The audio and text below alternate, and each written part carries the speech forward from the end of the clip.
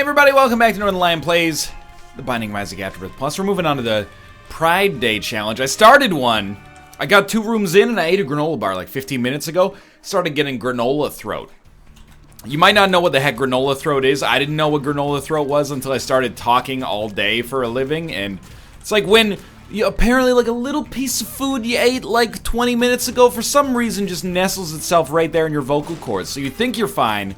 And then you start to talk, and all of a sudden you're like, wow, yeah, got the granola.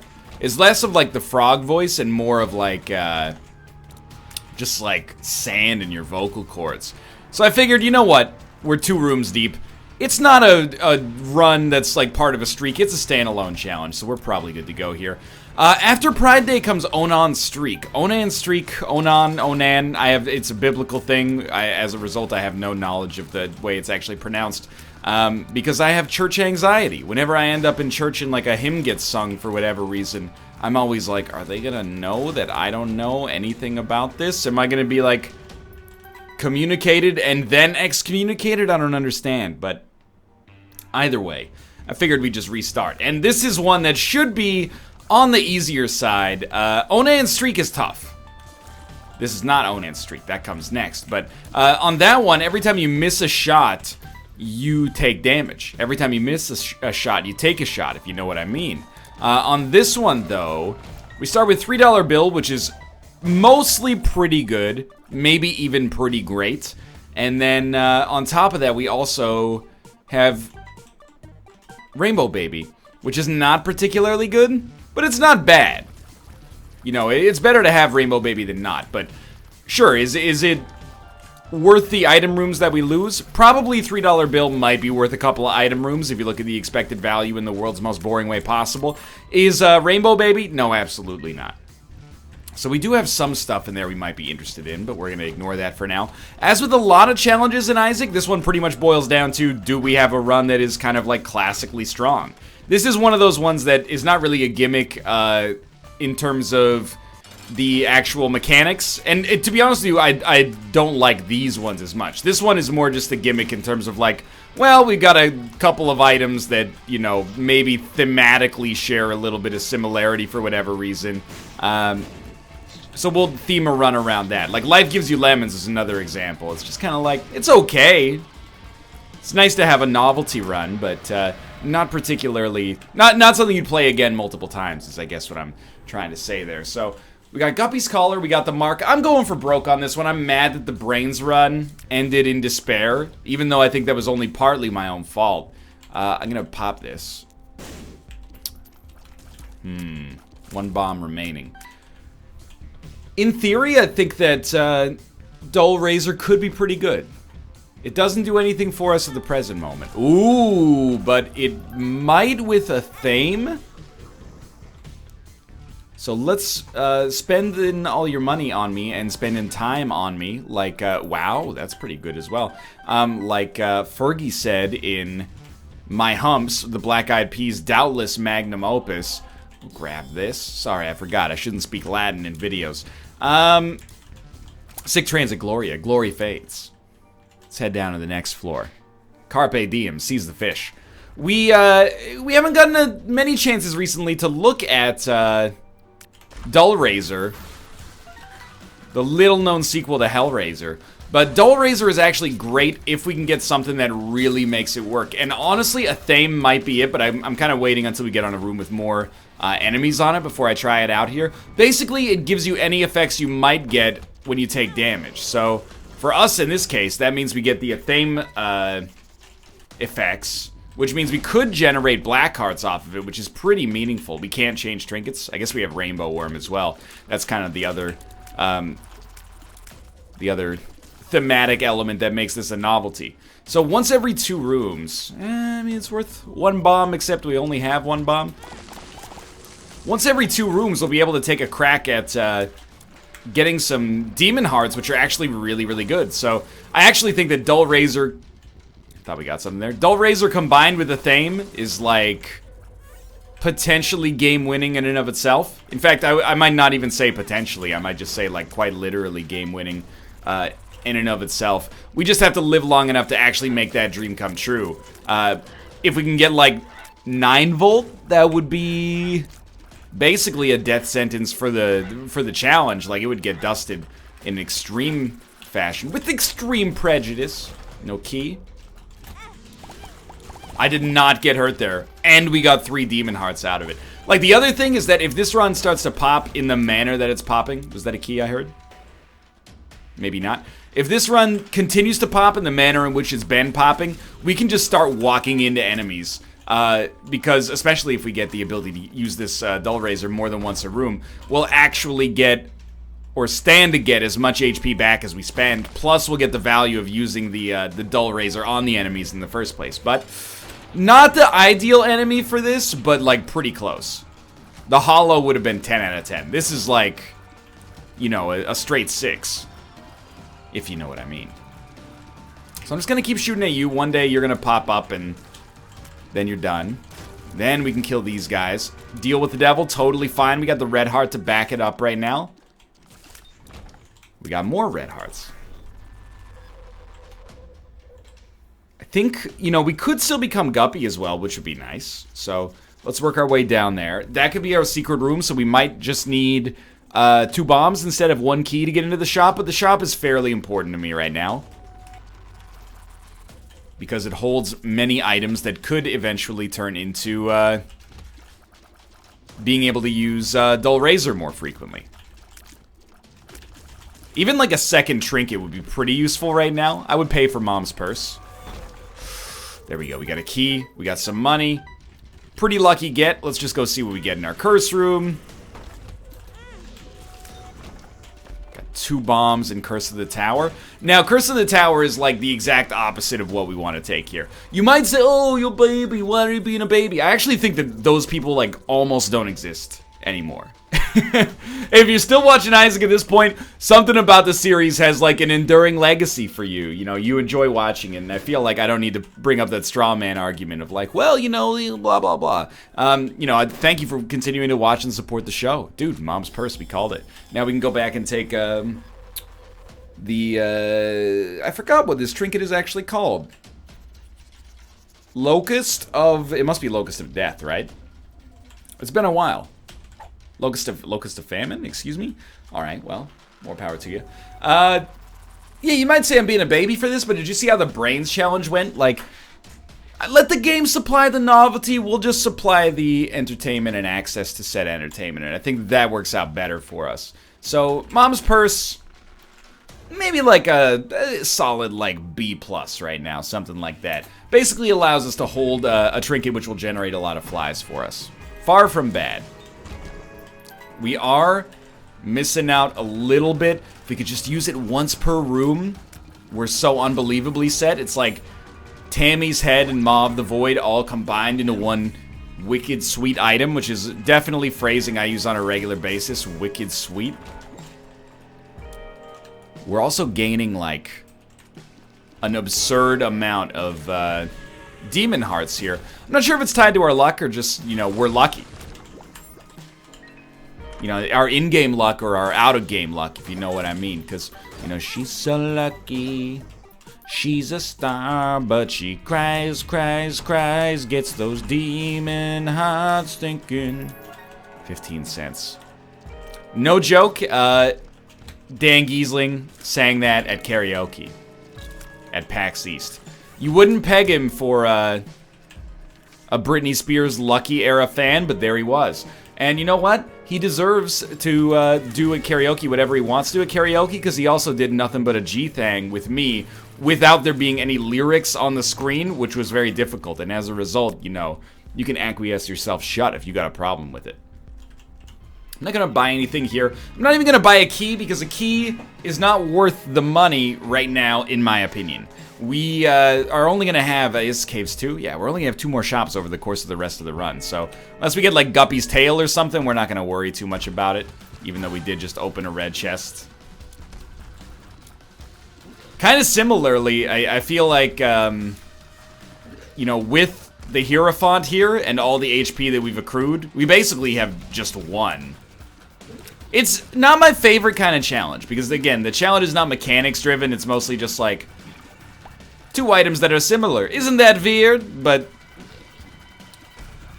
It's alright. You know, it's refreshing to have one that's a little bit on the easier side, and maybe it's a nice thing to do in advance of us doing the Onan Street Challenge, which is definitely a little bit more on the difficult side.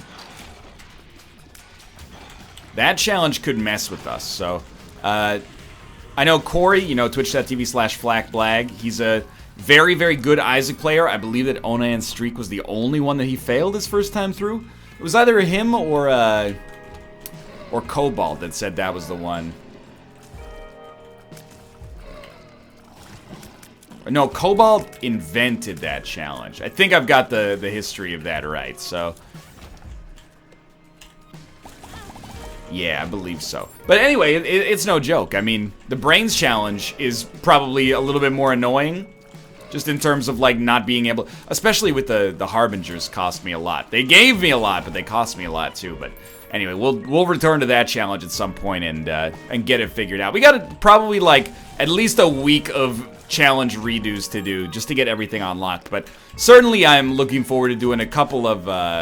Oh, you want to come in, Tomo? Hello. I'm looking forward to doing a couple refresh runs as well, just to remind myself, oh right, not the whole game is challenges. To be honest with you though, this is like inside baseball that, oh, no deal with the devil? It's inside baseball maybe not everybody cares about. Keep myself enough HP so I can actually go to the boss trap room if necessary. But the Isaac backlog is really not very long at the present moment. Which means that I haven't been doing, like, I'm not super advanced as far as, like, the challenges go. Versus what you're seeing right now, you know. I might be, like, 2 or 3 challenges ahead of what you're looking at right now. So it's not like I have a ton of challenges that I've done in the back end and can just get back to it. So I'm looking forward to getting back to the refresh experience. Has been, like, a month of doing challenges. I'm drowsy. Acceptable. I don't know why I tried to thread the needle there and then stood in place when we got hit again. It's Curse of the Unknown. Curse of the Unknown is like a psychological damage, dude. It allows you, or it tricks you into playing worse, or at least it tricks me into playing. Now you want to leave? You know you want to go. You know you want to stay. Tomo, where you? Why? You just got in here, dude. You don't forget, I didn't open the door and go, Tomo, come here, buddy. You banged on the door, and I let you into the office, and now you're going, no. Can you acquiesce this door for me? Maybe I will, maybe I won't.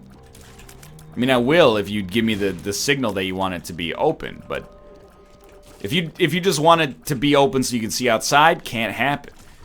If you want to actually get out there yourself and do something, then by all means, you know, if you're all of a sudden you gotta poop. Oh, he's knocking. Someone get yourself away. Don't vomit near my office chair. If you knock, then I will acquiesce. Do not poop yourself in here.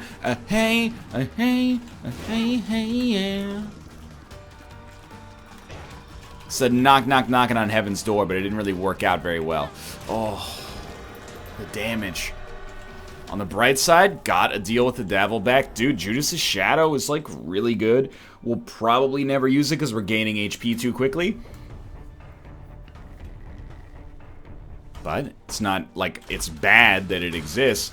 I will also say, getting a cube of meat is pretty nice.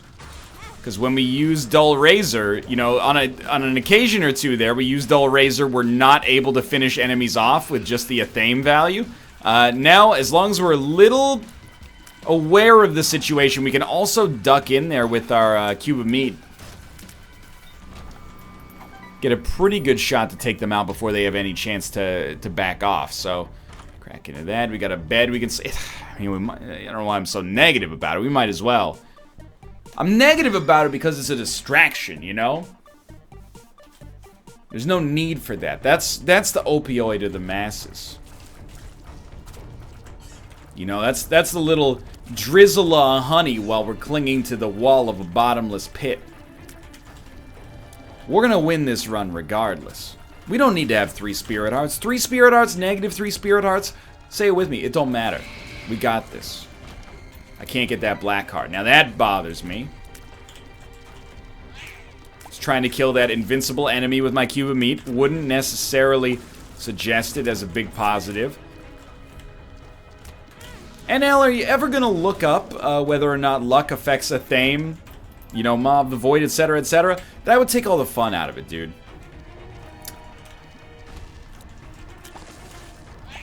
It's like looking up the odds of winning the lottery. I know on a conception, I think they should be forced to, and I think the same way about video games. Like, I think you should be forced, if you're a game developer and you have microtransactions for loot boxes, I think you should be forced to reveal the percentages of getting each item in those loot boxes, the same way a casino does. That being said, when I roll up to, which never happens, but when I'm in Vegas against my will and I roll up to a slot machine, I already, I got 20 bucks in my pocket, that 20 bucks is gone. I'm not gonna look up the win rate on the side of the screen and be like, oh, this one's got a, 0.91 expected value, this one's got a 0.86. Like, I'm already gambling at that point. We're splitting hairs. Some people disagree. We talked about it in a Battlegrounds episode recently, so I don't mean to, like, dig that up, rehash that old topic, but people do disagree with me to some extent. Not many, like, it's not like it's a controversial opinion, but I am kind of the opinion that loot boxes in games kind of take advantage of, like, a wiring flaw in human psychology. I think there's something to be said about personal responsibility. There's a great movie called Thank You for Smoking, which is very popular, but in case you haven't seen it, I would give it my personal recommendation. This is a tough one. I think I'm gonna, you know what, let's do it. I don't think we've done any cheesy boss rush stuff, plus it gives me a chance to talk, so let's go for it. But basically, Aaron Eckhart works as a lobbyist for the cigarette industry in that movie, and you kind of see him as like a charismatic villain. And he's got a nemesis in the movie, as played by the wonderful William H. Macy, who is like a Vermont senator who's like, there should be tighter regulations on smoking. And as a non-smoker, you kind of watch that, or at least I did when I was younger, and I was like, yeah, stick it to him, right? Like, this is a predatory industry.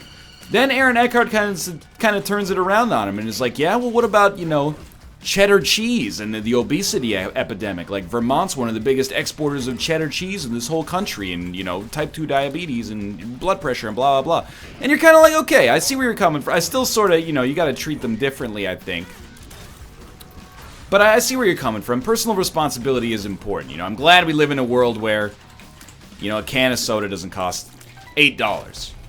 I think if you're an adult and you know the risks, you should be able to acquiesce. But I don't know, something about loot boxes in games where I'm like, I feel like the industry has been disrupted faster than like regulation could be made. Not that I want it all tied up in, big government, quote unquote, taxation is theft, etc., etc. Basically, I don't know what I'm talking about. However, I think if you have microtransactions for loot boxes, you should have to put the winning percentages, or the payout percentages. It just allows you to, right now there's like literally no ability to make an informed decision. It's like putting the nutritional information in restaurants. I don't like, personally, that they put the nutritional information in restaurants, because whenever I go out to eat something that's bad for me, I like being like, yeah, it's bad for me, but I don't know how bad, so there's like a level of plausible deniability. Whereas now, I'm like, 1,300 calories, that's crazy. So, but I think that without the nutritional information, it was like literally impossible to make an informed decision. You could logically know, like, yeah, Big Mac is bad for me or whatever, but you don't know what the actual like macronutrient breakdown is, right? It's the same way you're like, in Battlegrounds or Counter-Strike Global Offensive, you're like, I'm wasting my money buying these keys, but I don't know to what extent, like, am I really, really wasting my money buying these keys, or am I like, is there a modest chance I could come close to recouping my initial investment? Anyway, that's my 2 cents on the matter. I'm not saying, game devs should be in jail for this, but when I'm like, looking at a game with microtransactions. I'm like, why aren't you telling me the loot drop rate? Just seems like, you know, if you act like there's something to hide, maybe there's something to hide there. That's not really, that's kind of a fallacy, you know. That's like the Patriot Act fallacy, is like, well, you can look at my stuff because I got nothing to hide, but in this case, I actually think it applies, you know. Just show me if you want to spend $1,000 on in-game microtransactions, doesn't bother me. I just wish the drop rate was there, so you know, you knew what you're getting roughly on an expected value at that $1,000. That's my 2 cents. Hey, let me out of this room. I forgot we actually get permanent Polaroid invincibility now, so I'm still like, I'm glad we did this room, but I'm just kind of like, I'm over it. Sure, we got homing tears. The homing tears are good. Let me out, please. Pin? Is there a pin? Oh, there's like there's a fake pin. How are you still alive? This is too much. We haven't lost very much HP. I kind of like, I'm getting mind flooded into thinking I'm playing worse than I actually am based on the fact that that every time I use Dull Razor, it makes the sound of me getting hit. I'm like, man, I'm really stinking the joint up, but we're actually doing like totally fine. Yeah, whatever, hit me. You don't have the guts. Do you have it? No, is the answer to that question in this case. Hey, stop jumping.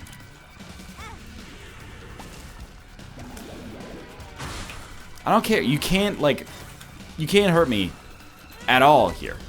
I will slay you. Keep in mind that even if we get hurt while we have a theme, we also still get a theme. It's not like just because we didn't use Dull Razor, we don't get the ability to actually benefit from that, right? So, like, we're laughing all the way to the bank basically every time we get hit here. So we get Lost Fleury. And we're gonna look for Tinted Rocks and then head downwards. Essentially, we're just kind of running out the clock on this one. This is an easy challenge. I'm hopeful that we get something useful for finishing this challenge, because I honestly do not recall. The most wonderful reindeer of all. I really think that Rudolph the Red-Nosed Reindeer has, like, the worst message of any song that we get children to sing. Basically, like, hey, yeah, you might get bullied, but as long as you're useful, like, people will eventually come around. Basically, the way the song goes is, everybody hates Rudolph. That's not the tune.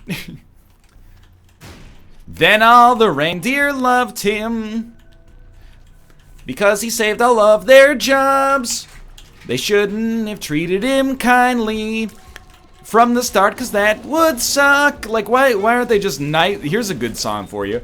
Rudolph the Red-Nosed Reindeer had a very shiny nose. All the other reindeer minded their own business because everybody's got problems. Then one foggy Christmas Eve, Santa came to say, Rudolph with your nose so bright, won't you guide my sleigh tonight? Then all the other reindeer looked upon Rudolph with jealousy because he used his genetic advantage to improve his position at the company, as they shouted out with glee, hooray.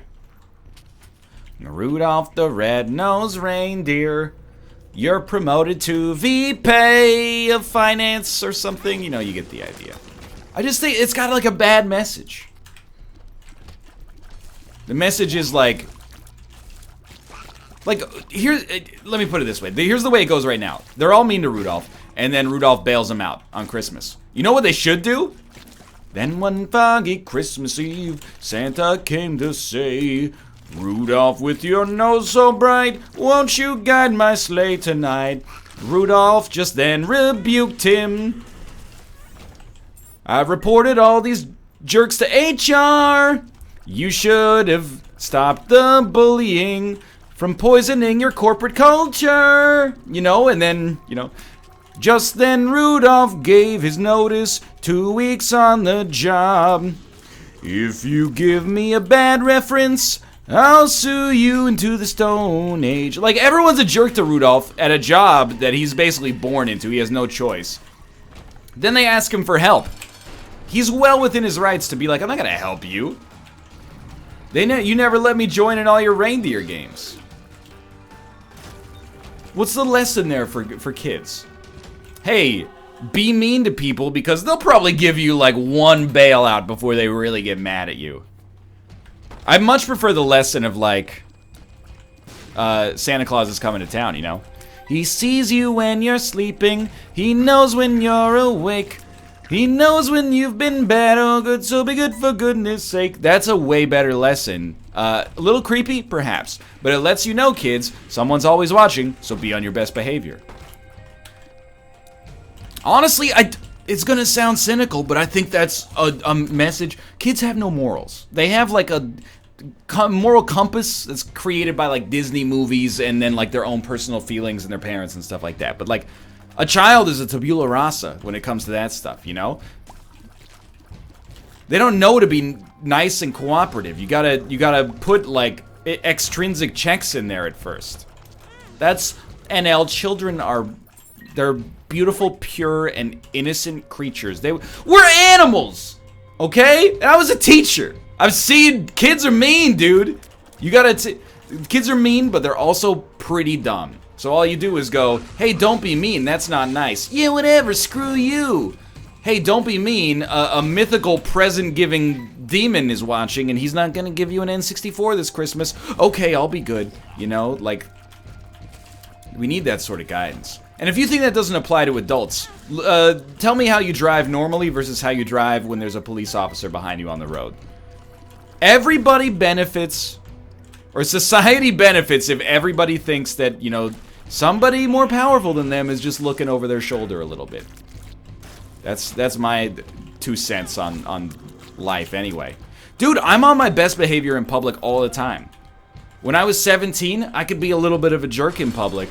I'm not saying you should, and I'm not saying I really even will. I wasn't one of those kids you see like going into Walmart smashing a, you know, bag of milk on the ground and then go, oh, whoops, we slipped, you know.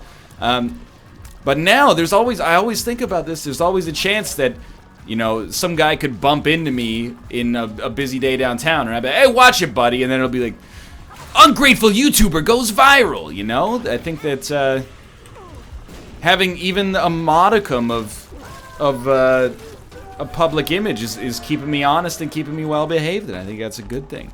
Should you want to do it because you're an innately a moral creature? Yeah, but this is better than nothing. Anyway, we've unlocked the D8. It's quite good. For now, thanks for watching. I hope you guys have enjoyed the episode. If you did, click the like button. It helps out a great deal. Of course, subscribe if you want to see more in the future. But for now, thanks for watching, and I will see you next time.